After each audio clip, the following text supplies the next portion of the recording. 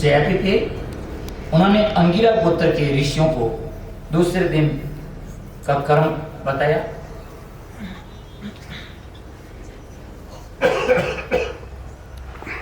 सयाती के एक पुत्री थी जिनका नाम था सुकन्या।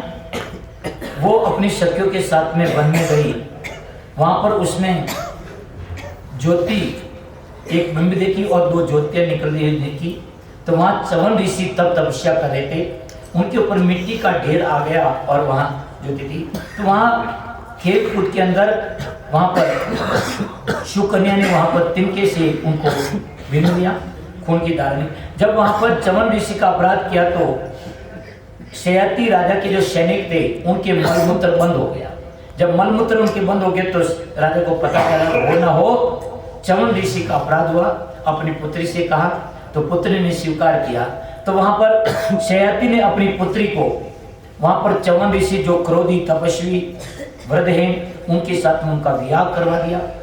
उनके बाद में ध्यान देना, एक दिन चवन ऋषि के आश्रम में स्वर वेद्य अश्विनी कुमार आए थे। उन अश्विनी कुमारों ने उस चवन ऋषि को यौन रूप धारण दिया और उनके बदले में उनको कहा कि मैं यज्ञ करके तुमको सोमपान का अधिकारी करूंगा। एक दिन राजा सयाती वापस महिषी चवन ऋषि के पास में यज्ञ कराने के लिए आते हैं, परंतु वहां पर देखते हैं कि ऋषि तो वो है नहीं, वयोवृद्ध युवक के रूप में वहां पर है।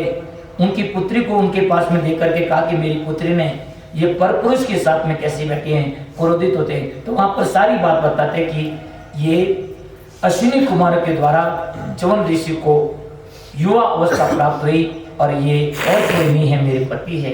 तो वहां पर राजा सयाती यज्ञ करवाते हैं और उस यज्ञ के अंदर अश्विनी कुमार को सोमपान का यज्ञ पान करवाते हैं।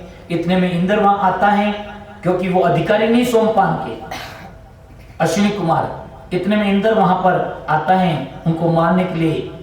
तो इतने में वहां पर ध्यान देना, चवन ऋषि उनके इंद्र के अस्त्र शस्त्रों को स्तब्ध कर देते हैं। इस तरह से यहाँ पर चवन ऋषि और सुकन्या का चरित्र यहाँ पर आता है। इनके बाद में ध्यान देना, यहाँ पर दुर्वासा ऋषि की कथा आती है, राजा त्रिशंकु और हरिश्चंद्र की कथा आती है। इनके बाद में राजा सगर, यहाँ पर हरिश्चंद्र के पुत्र हुए थे रोहित और रोहित के पुत्र हुए थे बाहुक और बाहुक नाम का राजा हुआ। शत्रुओं ने इस बाहुक को राज्य छीन करके इनका वध कर दिया जंगल के अंदर। तो इनके बाद में इनकी पत्नियां इनके साथ में सती होने लगी। तो वहां पर औरव ऋषि ने उनको रोक दिया कि हे, आप सती नहीं होए, क्योंकि आपके गर्भ के अंदर राजा का अंश है।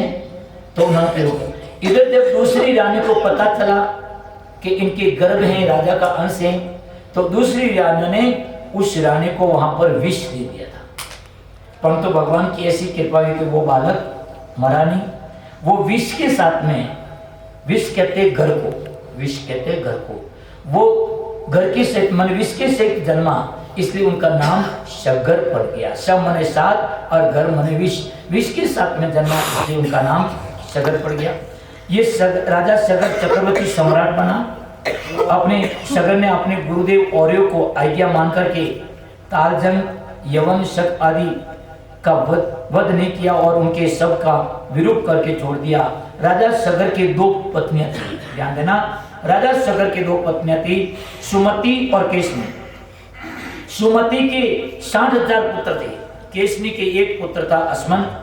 असमंत के पुत्र हुआ था अंशुमान। अंशुमान अपने दादा की सेवा में था और उनका जो एक पुत्र था राजा सगर का असमंत, बड़ा योगी था। वो पागलों की तरह उनकी हरकत होती थी। एक दिन प्रजा के बालकों को सरयू नदी में डाल दिया। राजा ने देखा वो इस तरह का कार्य करता, उनको देश निकाला दे दिया। पर देश निकाल देने के बाद में वे सारे प्रजा के बालक वापस आ गए। इधर राजा सगर ने यज्ञ किया था। उस यज्ञ के अंदर यज्ञ के जो अश्व हैं वहां पर चोरी करके इंद्र ने कपिल मुनि के आश्रम में ले गए। वहां जब राजा सगर ने अपने 60,000 पुत्रों को, उस अश्व को, यज्ञ के अश्व को ढूंढने के लिए भेजा तो कहीं पर नहीं मिला। पृथ्वी को खोदा तो वहां कपिल मुनि के आश्रम के अंदर अपने यज्ञ के अशोक को अपने पिता के, तो वहां पर देखा वो ये हमारे पिता के यज्ञ के अशोक को चुरा करके यहाँ पर वेश बदल के बैठे। तो वे कपिल मुनि को मारने के लिए सब प्रेरित हुए। तो कपिल मुनि आंखें खोलते ही सब वहां पर राजा सगर के 60,000 पुत्र बल भस्म हो गए। उनके बाद में ध्यान देना, राजा सगर का जो पुत्र ये पोता था अंशुमान, वो गया खोजने के लिए। तो वहां पर अंशुमान तो ये बड़ा ज्ञानी था, उन्होंने कपिल मुनि को प्रणाम किया। प्रणाम करने पर कपिल मुनि ने कहा कि ये तेरे पूर्वजों की राख है, इनका काग भगवान इनका उद्धार के गंगा जल से इनका उद्धार होगा। तो इधर ध्यान देना, राजा सगर ने अपने पुत्र अंशुमान को वहां पर अभिषेक किया। उनके बाद में राजा अंशुमान ने अपने पिता के अपने पूर्वजों का उद्धार के लिए उसने तपस्या की, गंगा जी को लाने के लिए समर्थ नहीं हो पाया। अंशुमान के पुत्र वे दिलीप, उन्होंने भी तपस्या की, वे भी गंगा जी को यहाँ पर नहीं ला पाए। और दिलीप के पुत्र वे थे भागीरथ। भागीरथ ने वहां पर कठोर तप तपस्या करके, ध्यान देना भाई, कठोर तप तपस्या करके गंगा जी को आराधना की। गंगा जी भागीरथ के भयंकर यत्न से प्रयास से गंगा जी प्रसन्न हुई। तो कहा कि हे भागीरथ, मैं तेरी तप तपस्या से प्रसन्न, बोल क्या चाहता है? तो कहा माता जी गंगा मैया, आप मृत्यु लोक में चले, आप हमारे पूर्वजों का उद्धार करने के लिए चले। तो गंगा जी ने मना कर दिया कि हे राजन, मैं पृथ्वी पर नहीं चल सकती, मैं पृथ्वी पर चलूंगी तो मेरे वेद को कोई धारण करने वाला नहीं है और मेरा वहां पृथ्वी पर चलना व्यर्थ हो जाएगा। मैं पृथ्वी को चीर करके मैं पाताल में चले जाऊंगी। एक चीज तो मेरे वेद को ही कोई धारण करने वाला चाहिए। दूसरी बात, सब जब मैं पृथ्वी लोक पर चलूंगी तो सब पापी लोग आकर के मेरे अंदर पाप धोएंगे और वो सारे पाप वहां इकट्ठे हो जाएंगे, तो उन पापों का मैं का प्रक्षालन करूंगी। ये दो कारण हैं कि राजन मैं पृथ्वी पर नहीं चल सकती। तो वहां पर भागीरथ ने कहा, हे मां, सब पापी लोग आकर के आपके अंदर पाप धोएंगे, उन पापों का निवारण जो ज्ञानी महापुरुष हैं, जो ब्रह्मनिष्ठ हैं, सदैव जो अपने ब्रह्म के अंदर चिंतन में रत रहते हैं, आत्मनि एवं आत्मनिर्तुष्ट, अपनी आत्मा में ही संतोष धारण करते, ऐसे सिद्ध महापुरुष, हे मैया, जब वे आपके चरण, आपके जल का भी उनके चरण स्पर्श होंगे तो वे सारे पाप जल करके भस्म हो जाएगा। अब रही बात आपके वेद को धारण करने के लिए मैं शंकर भगवान की आराधना करूं। तो भागीरथ ने शंकर भगवान की आराधना की। नमः शिवाय, ओम नमः शिवाय, हरे हरे बोले, नमः शिवाय, ओम हरे हरे बोले,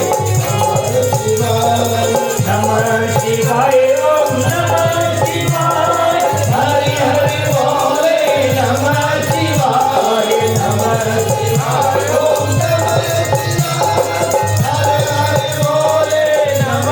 शिवाय, ओम नमः शिवाय, हरे हरे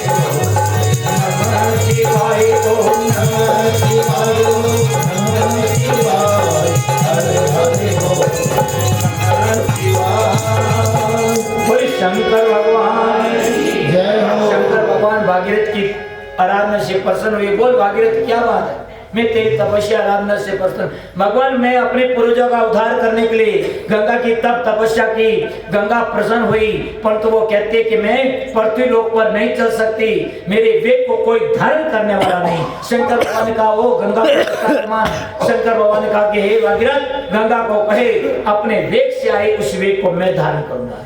भागीरथ ने गंगा मैया को स्मरण किया कि हे मैया, आप अपने वेद के साथ में आवे। गंगा मैया, ध्यान देना, वहां पर बड़े वेद के साथ में अंतरिक्ष से जब आती हैं तो भगवान शंकर उस गंगा को अपनी जटा के अंदर धारण कर देते। एक पानी की बूंद तो क्या, पानी की हंस तक बाहर नहीं आती। जब भगवान सारी की सारी गंगा को अपनी जटा में समा लिया तो भागीरथ ने भगवान शंकर से प्रार्थना की, भगवान, मेरे पूर्वजों का उद्धार करने के लिए मैंने गंगा की आराधना की, ये तो गंगा आपके जटा में समा गई। शंकर भगवान ने कहा कि हे भागीरथ, गंगा को अभिमान था, घमंड था कि मेरे वेग को कोई धारण करने वाला नहीं, इसलिए मैंने अपनी जटा के अंदर समा दिया। अब मैं तेरी तपस्या से प्रसन्न हूँ, मैं अपने तेरी पूर्वजा को उद्धार करने के लिए भगवान ने एक जटा अपनी खोली और भागीरथ का रथ जो गंगोत्री अपन चले थे उनसे ऊपर वहां पर गौमुख है, वहां से गंगा, वहां पर भगवान शंकर ने अपनी जटा खोली, वहां से गंगा प्रकट हुई और आगे आगे आगे भागीरथ का रथ और पीछे पीछे गंगा मैया और सीधा जहाँ कपिल मुनि जो गंगा सागर कहते हैं, कपिल मुनि का आश्रम है, जहाँ राजा सगर के 7,000 पुत्रों जो भागीरथ के पूर्वजों की राख थी, वहां गंगा जाकर के जल का स्पर्श होते ही वे सबका उद्धार हो गया। इस तरह से बोले गंगा मात की जय हो, गंगा मैया की जय हो। ध्यान देना, ये गंगा मैया का जल बड़ा सुंदर पवित्र है, आज भी जितना निर्मल है वैसा निर्मल आज भी है। दूसरे जल को हम यदि रखते हैं तो उसमें गंध आती है, कीड़े पड़ जाते हैं, बदबू आती है, परंतु गंगा जल को हम कितना भी रखते हैं कभी भी उसमें गंध नहीं पड़ती। गंगा की पवित्रता आज भी निर्मलता है। देवी सुरेश्वरी भगवती इनके बाद में यहाँ पर भागवत के अंदर भगवान श्री राम के अवतार का प्रसंग आता है। इसी वंश में, रघुवंश में आगे चल करके महाराज खटवांग के पुत्र दीर्घबाहु हुए, दीर्घबाहु के पुत्र हुए थे रघु, रघु के पुत्र हुए थे अज, अज के पुत्र हुए थे महाराज दशरथ। महाराज दशरथ की कोई संतान नहीं थी, श्रृंगी ऋषि को बुलाया और पुत्र कामेष्टि यज्ञ किया और उस पुत्र कामेष्टि यज्ञ के प्रसाद से दशरथ महाराज को वहां पर 4 पुत्र की प्राप्ति हुई। भगवान श्री राम, लक्ष्मण, भरत और शत्रुघ्न। इच्छा तो थी कि इस रामचरित्र को भी हम थोड़ा लेते, परंतु समय का अभाव है। दशरथ के भगवान श्री राम अपने यदा यदा ही धर्मस्य ग्लानि भवति भारत, जब जब धर्म की हानि होती है तब तो भगवान अवतरित होते हैं धर्म की रक्षा के लिए, धर्म की स्थापना के लिए, साधुजनों की रक्षा करने के लिए और दुष्टों का संहार करने के लिए। इन्हीं के बाद में यहाँ पर ईश्वांकु वंश के राजाओं का वर्णन आता है, राजा नाभि के वंश का वर्णन आता है। और ध्यान दे, जमदग्नि ऋषि और परशुराम का चरित्र यहाँ पर आता है। परशुराम जी का चरित्र बड़ा सुंदर है, समय अभाव में अपन इसको विस्तार नहीं ले पा रहे हैं। ये यति का चरित्र आता है, राजा दुष्यंत और भरत का चरित्र यहाँ पर है, समय हुआ तो हम कुछ लेंगे। इनके बाद में पांचाल, कौरव और मगध देशीय राजाओं का वर्णन सुखदेव जी महाराज राजा परीक्षित को करते हैं। इनके बाद में अनु, हयु, तुर्वसु, यदुवंश का वर्णन आता है। सुखदेव जी कहते हैं कि हे राजन, ययाति के पुत्र अनु थे और इनके 3 पुत्र हुए थे। कुशीनर, शिवी, बलि नाम के राजा हुए। बलि की पत्नी में महिषी, दीर्घतमा के 6 पुत्र हुए थे। इस तरह से यहाँ पर वर्णन करते हुए यहाँ पर अंत में जाकर के सबके अंत में सुखदेव जी यदु वंश का वर्णन यहाँ पर प्रारंभ करते हैं। यदु के वंश में श्री कृष्ण भगवान का अवतरण है। यदु के ही वंश में हेयाधिपति शेष अर्जुन हुए थे, वे दत्तात्रेय के शिष्य थे। इस तरह से इस वंश में मधु, विष्णु हुई, इसलिए इस वंश का नाम यदु, मधु और विष्णु के सहयोग से इनका नाम यादव, माधव और वैष्णव यहाँ पर पड़ा। इनके बाद में विदर्भ देश की वर्णन करते हैं, बात को थोड़ा समझना। सुखदेव जी कहते हैं कि विदर्भ के अपनी पत्नी भोजिया में 3 पुत्र हुए थे, कुश, कत और रोमपद। रोमपद के वंश में चेदी हुए और चेदी के वंश में शिशुपाल, दमघोष आदि हुए और इसी वंश में विभ्रू, देवाव्रत हुए और जिनके उपदेश पाकर के 14,065 मनुष्य परम पद को पाए। इनके बाद में सुखदेव जी कहते हैं कि हे राजन, विष्णु वंश का वर्णन किया। उस वंश में राजाओं का विस्तार पूर्वक नाम गिनाए। चित्ररथ के वंश में देवी मीड के पुत्र सूर की पत्नी का नाम मारिशा थी। मारिशा के 10 निष्पाप पुत्र हुए। उन 10 निष्पाप पुत्रों में वसुदेव का जन्म हुआ। ध्यान देना, यहाँ पर सुखदेव जी महाराज कहते हैं कि हे राजा परीक्षित, जब वसुदेव जी का जन्म हुआ था तो वहां पर वसुदेव जी के जन्म के समय देवताओं ने नगाड़े बजाए थे। देवताओं ने स्वयं वहां पर नगाड़े बजाए, इसलिए वसुदेव जी के जन्म के समय उनका नाम पड़ गया आनंद दुदुम्बी। देवताओं ने आनंद के साथ में नगाड़े बजाए, इसलिए वसुदेव जी का एक नाम आनंद दुदुम्बी पड़ा, आनंद दुदुम्बी। वसुदेव के पिता शूरसेन, उनकी एक मित्र थे कुंती भोज, उनके कोई संतान नहीं थी, तो शूरसेन ने उनको अपनी बड़ी पुत्री कुंती को उनको दे दिया। तो कुंती ने वही कुंती दुर्वासा से ऋषि को प्रसन्न करके देवताओं को बुलाने की विद्या सीखी। अपनी विद्या की परीक्षा के लिए एक दिन कुंती ने सूर्य का आह्वान किया। सूर्य के समक्ष उपस्थित हो जाने पर उन्होंने कुंती के गर्भ से, हाँ ध्यान देना, इस कुंती को वरदान था कि पुत्र के जन्म के बाद में वापस से नित्य धर्म को प्राप्त हुई। कुंती थी, अंजनी थी, द्रौपदी थी और मंदोदरी थी। तो कुंती के गर्भ स्थापित हो गया। उनको कुंती के कर्ण मार्ग से निकाल करके उस बालक को पाया, इसलिए उनका नाम कर्ण हुआ। वो बालक सूर्य के समान तेजस्वी बालक था। लोक निंदा के भय से कुंती ने उसे गंगा में पिटारी में प्रवाहित किया और ये राधे के नाम से जाना गया। कुंती का ब्याह पांडु से हुआ। इनके बाद में सुखदेव जी कहते हैं कि कुंती की छोटी बहन थी, छोटी बहन के पुत्र हुआ था दंतवक्त्र, जो पहले जन्म में हिरण्याक्ष था। इस तरह से सुखदेव जी बताते हुए कहते हैं कि वसुदेव का वर्णन करते हुए सुखदेव जी कहते हैं कि वसुदेव जी के अनेक रानियां थी, अनेक पत्नियां थी। उसमें रोहिणी के गर्भ से बलराम जी आदि अनेक पुत्र हुए। इसी तरह से वसुदेव जी की एक पत्नी थी देवकी, जिनके 8 पुत्र हुए थे और उसमें सबसे छोटे कृष्ण भगवान थे। अर्जुन की पत्नी सुभद्रा देवकी की पुत्री थी। इस तरह से यहाँ पर विस्तार से बताया और इस तरह से बता करके ध्यान देना भाई, ये भागवत का 10वां स्कंद के अब यहाँ पर पूर्वार्ध पारण होता है। यहाँ पर राजा परीक्षित की बातें सुनकर के कहा कि भगवान यदुवंश का वर्णन आपने सुनाया। भगवान श्री कृष्ण जो यदुवंश में अवतरित हुए, आप उनको मुझे विस्तार से बतावे। जब वहां पर राजा परीक्षित ने कहा तो सुखदेव जी कहते कि हे राजन, तुम भगवान कृष्ण की लीलाओं को सुनना चाहता है, तुम्हारा बड़ा अच्छा निर्णय है। भगवान की लीलाओं के विषय में प्रश्न करने मात्र से वक्ता श्रोता प्रश्नकर्ता सबका यहाँ पर कल्याण है। सुखदेव जी महाराज कहते हैं कि जिस समय अनेक दैत्य राजा अपने अत्याचार और अनाचार से कृत्यों से पृथ्वी की भार बढ़ गया, तो पृथ्वी वहां पर गौ का रूप धारण करके ब्रह्मा जी के पास में गई और ब्रह्मा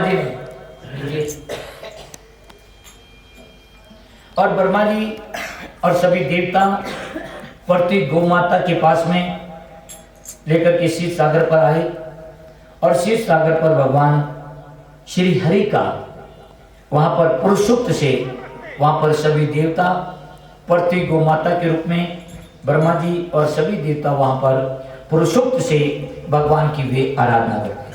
हरि ओम सहस्रशीर्षा पुरुषः सहस्राक्षः सहस्रपादः सभूनिभूद्रबन्ध्याद्यरिष्ठताङ्गुलं वा पुरुष एवेदभूद्रबन्धितभूतञ्च भाव्यं वा उदामने द्वितीयेतानो जगन्मे नातिरोहति एतावानस्य महिमा तो ज्यायांश्च पूरुकः पादोऽसि पृथ्वा भूतानि त्रिपादीयामृतं दिवि त्रिपादूर्ध्व उदयपुरुषः पादोऽस्येहा भवत्पुनः ततो विभं विक्रामत्सासनानसने अभि ततो विराडजायत विराजो अधिपूरुकः सजातो अत्यर्च्यत पश्चात् भूमिमतो पुरः तस्माज्ञात्र बहुतः संवृतं मृगराज्यं मा पशुस्तांश्चकै वायुव्यानारण्या ग्राम्याश्च जी समाज्ञा सर्वभूतरे च सामानि जिग्निरे छन्दाद्भुतिजनिरेर्माद्यर्मादजायत समार्त्वा अजायन्त हिर्हि चोभयादतः गावो हजनिरे तस्माज्जाता अजावयः तन्नितन्यम्बरिः प्रोक्षन्नपुरुषन् जातमरतः तीन देवा अयजन्त साध्यारिकयश्च जी यदपूर्वकं व्यदधुः कविदाभ्यकल्पयन्ना मुखं किमस्यासीत् किं बाहु किमूरो पादाउच्येति ब्राह्मणोऽस्य मुखमासीत् बाहु राजन्यः कृतः ऊरु तद्यैर्वेद्यः पर्याभूतरुद्रो अजायत चन्द्रमा मनसो जातचक्षुः सूर्यो अजायत श्रोत्राद्वायुष्माणश्च मुखा द्विरजायत ओम शांति शांति शांति। पुलिस चार भुजानाथ की जय हो। तो इस तरह से सभी ब्राह्मण देवताओं ने ब्रह्मा जी ने भगवान की पुरुषोक्त सेवा स्तुति की। भगवान उनकी स्तुति से प्रसन्न होकर के वहाँ पर आकाशवाणी हुई और उस आकाशवाणी को ब्रह्मा जी आदि ने सबने सुना। ब्रह्मा जी ने सभी देवताओं को कहा कि हे देवताओं, भगवान को पृथ्वी के दुख का पता है। भगवान शीघ्र ही यदुवंश के अंदर अवतरित होने वाले हैं और पृथ्वी के इस भार को वे दूर करेंगे। तो सभी देवता जब इस बात को सुनकर जाने लगे तो ब्रह्मा जी ने कहा, हे देवते कहाँ जा रहे हो? भगवान जब अवतरित हो रहे हैं तो आप सभी लोग अपने अंश रूप में यदुवंश में आप अवतरित हो गए।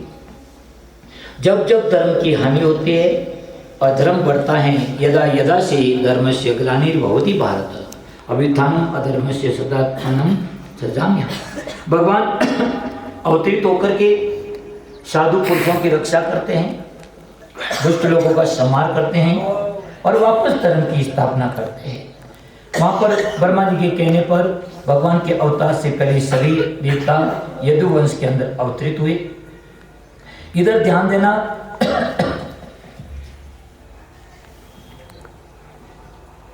मथुरा और सूरसेन दोनों प्रदेशों के स्वामी सूरसेन महाराज थे। समस्त यादव राजाओं की राजधानी मथुरा थी। यहाँ पर वसुदेव जी, कंस की एक बहन थी देवकी, उनका विवाह वसुदेव जी के साथ में होता है। जब उनके साथ में विवाह होकर के देवकी को विदा करने का प्रसंग आता है तो कंस खुद, राजकुमार खुद देवकी को विदा करने के लिए जाता है। वहाँ आकाशवाणी होती है और आकाशवाणी कहती है कि हे राजकुमार, जिन बहन को तू प्रसन्नता के साथ में विदा कर रहा है, अस्य अष्टमो गर्भो हंतायाम वहसी अबुद्धा। हे मूर्ख, जिन बहन को तो प्रसन्नता के साथ में विदा कर रहा है, उसी देवकी का 8वां पुत्र तेरी मृत्यु है। उस आकाशवाणी को सुनकर के तुरंत, आशु स्वभाव का था, तुरंत उसने देवकी के केस पकड़ लिए, तलवार निकाल कर उनका वध करने लगा। तो वसुदेव जी ने कहा, अरे क्या? वसुदेव जी ने ये किन प्रकार से उनको समझाया कि वे देख राजकुमार, आप भोज वंश के होनार वंशधर राजकुमार हैं, अपने कुल की कीर्ति को बढ़ाने वाले हैं। बड़े बड़े शूरवीर आपके गुणों की सराहना करते हैं। एक तो स्त्री ठहरी, दूसरी आपकी बहन ठहरी, तीसरा इनका अभी अभी विवाह का अवसर है। ऐसी स्थिति में आप कैसे मान सकते हैं? हाँ राजन, ये राजकुमार जो जन्म लेता है उसकी मृत्यु निश्चित है, चाहे आज है, चाहे 10 दिन बाद में या 10 महीने के बाद में। आप इस तरह से कार्य नहीं करें। फिर भी वो मारने का विचार नहीं छोड़ता। तो वसुदेव जी ने सोचा कि अग्नि के समक्ष हमने पण किया था, ये नहीं किन प्रकार से एक बार देवकी को बचाया जाए। तो वहां पर कहा, हे राजकुमार, आकाशवाणी को यदि आप सत्य मानते तो आकाशवाणी ने क्या कहा कि देवकी का 8वां पुत्र आपकी मृत्यु है, नहीं कि देव की मृत्यु है। मैं आपको वचन देता हूं कि देवकी के जो भी संतान होगी मैं उसको लाकर दूंगा। ध्यान देना, वसुदेव जी के सत्यवादिता पर कंस जैसा असुर प्रकृति का भी विश्वास करता था। तो कंस ने वहां पर देवकी को मारा नहीं, उनको बंदी गृह में डाल दिया। इस तरह से भगवान वहीं आते हैं जो व्यक्ति सत्यवादिता पर होते हैं। इस तरह से एक कहावत भी है, एक आवली टले न हो भर जीवे। वसुदेव जी महाराज एक बार उसको देवकी को बचाना था, आगे हरि इच्छा। इस तरह से देवकी के जो ही वहां पर संतान हुई, वसुदेव जी ने ले जाकर के उनको कंस को प्रदान की। कंस ने देखा, देख करके कंस के को थोड़ी बहुत सत्संग हुई थी वसुदेव जी के साथ में, और उस देवकी के पहले पुत्र को देख करके कहा, हे वसुदेव जी, आकाशवाणी ने क्या कहा था कि देवकी का 8वां पुत्र मेरी मृत्यु है, ये तो देवकी की प्रथम संतान है, इनको क्यों मैं वध करके पाप लूं। देखो कंस जैसा भी पाप से डरता था, हमें अपो कितना डर रहा, आप खुद विश्लेषण कर रहे हैं, मुझे क्यों ना कौन को नहीं। तो वहां पर कंस ने उस बालक को वापस दे दिया वसुदेव जी को, परंतु वसुदेव जी को विश्वास नहीं कि कंस की कब मति बदल जाए। इतने में नारद जी महाराज आ गए। वसुदेव जी उस बालक को लेकर के पहली संतान लेकर वापस आ रहे थे कारागृह। इतने में नारद जी महाराज आए और नारद जी महाराज ने उल्टा सुल्टा उनको बताया, सिखाया। कंस तुरंत आया और कारागृह में देवकी के गोदी में से वो बालक था, प्रथम संतान, लेकर के वहीं पर उसने पछाड़ दिया। इस तरह से 1 2 3 4 और 5 6 बालक देवकी के बालकों को उसने, नवजात बालकों को मार दिया।